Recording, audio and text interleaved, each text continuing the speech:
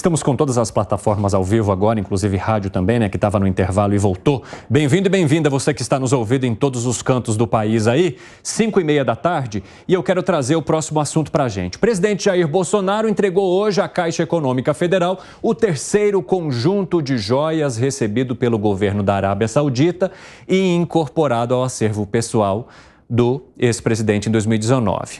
E aí ele passou esse começo de semana reunido com os advogados e também com a primeira-dama Michele Bolsonaro, porque ele está se preparando para aquele depoimento que vai prestar à Polícia Federal por conta dessas joias.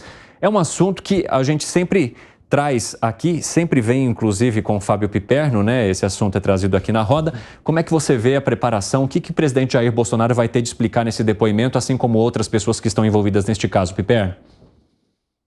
Bom, primeiro, ele vai ter que explicar. Vamos lá, vamos ver agora o que disse o ministro Bento Albuquerque nesse depoimento que vazou por todos os veículos hoje. O ministro disse que ele pegou um estorvo, ficou um ano com ele. E o outro, enfim, os outros, ele não sabia, por exemplo, aquele primeiro, aquele maior, o mais vistoso, de 16 milhões de reais, ele de fato foi lá tentar retirar e tal, porque pensou que pudesse, enfim.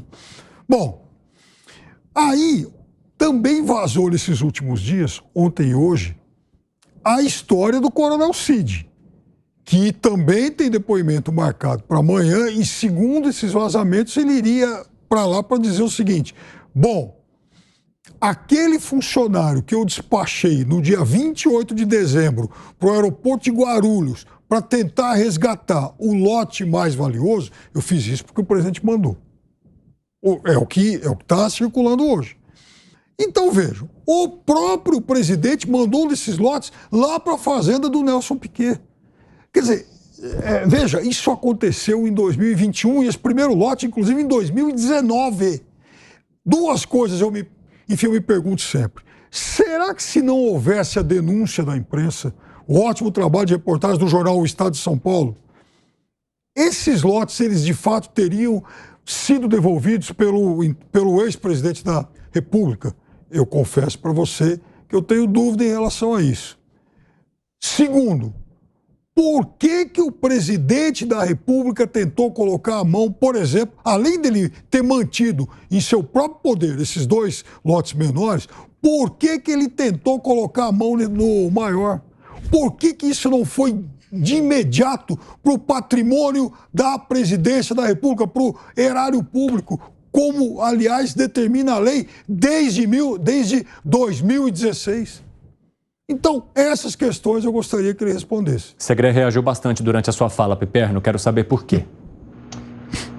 Eu concordo que é uma bagunça essa questão das joias. Amanhã vai ter o depoimento, deverá se explicar. Tem muita coisa meio estranha nessa história, absolutamente de acordo. Mas por que a militância da esquerda não criticou com o mesmo ênfase quando tinha 11 containers? 11 containers, não era uma joia que guardava no armário, era 11 containers. Pior, que quem pagava o armazenamento desses 11 containers era uma empresa construtora privada cujo presidente era amigo do presidente Lula na época. Por que a Dilma demorou? Que também está errado. E a militância da esquerda não criticou. Ou seja, a crítica é somente para o que está errado do presidente Bolsonaro. Eu acho que, da mesma maneira, quem não somos simpatizantes da esquerda, criticamos quando alguém erra, não interessa a ideologia. A pergunta é por que os simpatizantes da esquerda só criticam quando é alguém da direita que erra? Piperno? Bom, primeiro que essa gatunagem aí, ou pelo menos essa tentativa de gatunagem, ela está muito bem esmiuçada agora. Segundo, Segredo, há uma questão de lei. Essa legislação, ela mudou e ela clareou muitas coisas em 2016. Então, o que aconteceu antes? O que acontecia antes com todos os presidentes? Sai do governo, alguém vai lá, recolhe tudo, enfia em algum container, em alguma coisa e fica depositado em algum lugar. E, aliás, o Lula fez isso. E eu me lembro que na época lá da Lava Jato, que foram um sítio, foram não sei onde, aí diz que acharam uma medalha, não sei quantas garrafas de bebida. Falou, olha, é o seguinte, tem um monte de container lá, tá lá. é tudo, pega e leva embora. Quer dizer, veja, não foi algo, não é uma questão de ser santinho, não foi alguma coisa que tenha sido, por exemplo, retirado desses 11 contêineres para uso pessoal. Não foi para o pescoço da dona Marisa. Não foi para o pulso do presidente da República. Essa é uma diferença substancial. Fala, Gani. Piperno. Ele recebeu 568 presentes. Sabe quantos que ele devolveu? 9, segundo o levantamento do deputado Deltan Dallagnol. A Dilma recebeu. O Santinho recebeu 568. A Dilma Santinha recebeu 144 e devolveu 6. E detalhe, disso tudo, 74 desapareceu. Mas eu vou falar um negócio para você. Desses 11 contêineres, provavelmente, uns 90% aí, tá um monte, a maioria, são presentes que talvez não tenham sido incorporados ao erário nunca. Porque você ganha garrafa de cachaça, você ganha estátua de não sei o quê, medalhinha de não sei o quê, você ganha um monte de bugiganga também. Mas isso não é personalíssimo? Agora, oi? Isso não é personalíssimo como a legislação determina. E pior, estava no sítio, que não era dele, mas as coisas eram dele. Mas esse é outro assunto.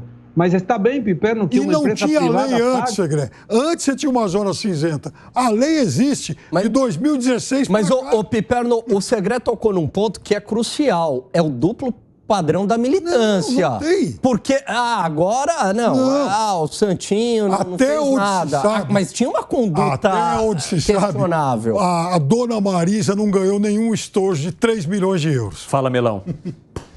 Olha, eu falo com muita tranquilidade, isso é uma questão de moral. Quando você está num cargo público desses e você recebe um presente, desculpa, não é porque você é lindo, maravilhoso, porque você é um cara bacana, você ganha na sua condição de estar no cargo. Quando você recebe mais de 500 presentes de tudo que é tipo, de tudo que é valor, sinceramente, você achar que recebeu, precisar de 11 contêineres para transportar, e relembrando que ele nem pagou os 11 contêineres, quem pagou na época em depoimento e assumiu, acho que foi a OAS, até em depoimento do presidente de uma empresa transportadora. Foi.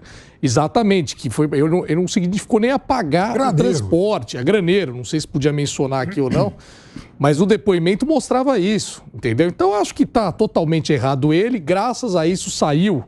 Clarificou, o Piperno colocou aqui o acordo do Tribunal de Contas da União, que deixou claro ali depois, já que, infelizmente, nós não temos homens públicos que conseguem compreender moralmente o que deve aceitar ou não, que para mim é muito claro e sempre foi em qualquer... E essa crítica é para todos independentemente Para todos independentemente, sabe? Já que não foi, e infelizmente o Tribunal de Contas teve que deixar isso muito bem escrito, você tem hoje um acordo dizendo claramente, né? E infelizmente no caso aí das joias tem muito que explicar, porque tinha um acordo e aí houve toda essa situação aí que agora nós vamos ver o desenrolar. Fala, Piperno. Uma caneta. Uma caneta, ela é um presente personalíssimo. Só que se for uma caneta, enfim, Montblanc, vale $1.000, o político, o executivo, enfim, ele é obrigado por lei a incorporar ao patrimônio público. Se for uma caneta Bic, ele pode levar para ele, porque não vai bater naquele valor. É o que determina a lei. Então, qualquer governante vai ganhar um monte de quinquilharia e vai receber algumas coisas valiosas que ele, até por lei, tem que incorporar ao patrimônio público. Existe algum saldo político para Jair Bolsonaro, independentemente de ser positivo ou negativo, na tua visão, Alan Gani? Então, essa é uma questão que é complicada pelo seguinte, o Bolsonaro, se for provado, quer dizer, as joias entraram no país de uma maneira inadequada. Então houve aí possivelmente o crime de descaminho. A questão é se o Jair Bolsonaro sabia e participou disso ativamente ou não. Se for comprovado a sua participação no crime de descaminho, descaminho é algo que é lícito, mas que você tentou esconder da Receita Federal, né? Quando muitos viajantes voltando do exterior lá com seus aparelhos celulares, eles tentam passar pela Receita sem declarar. Isso seria o descaminho. Isso não pode levar à prisão aí do Bolsonaro, mas ele pode, se comprovado, cair na lei da ficha limpa e aí sim ter um prejuízo político a partir do momento que ele seria inelegível, né? Ele não poderia concorrer às eleições de 2026. Segré, para arrematar esse assunto, eu vou jogar mais uma vez então para o Gustavo Segré, porque ele estava reagindo bastante. Não, o comentário sobre o problema, o custo político. Faltam 4 anos para as eleições, praticamente. Até lá, todo mundo falará de outra coisa e não das joias, caso esteja o presidente Bolsonaro elegível e caso seja o candidato. Mas aí você tem praticamente 5 tipos de eleitores. O que vai votar à esquerda não interessa o que você fale e o que veja. O que vai votar à direita não importa que veja, ele vai votar. Aquele que vai votar a qualquer menos à esquerda, o outro que vai votar a qualquer um menos à direita, e vai aquele que vai votar a seu candidato independente do resultado. Até lá, até 2026, mesmo que tenha as eleições de prefeitos agora dentro de 2 anos, falta muito e o pessoal já vai estar comentando de outros assuntos, certamente não das joias.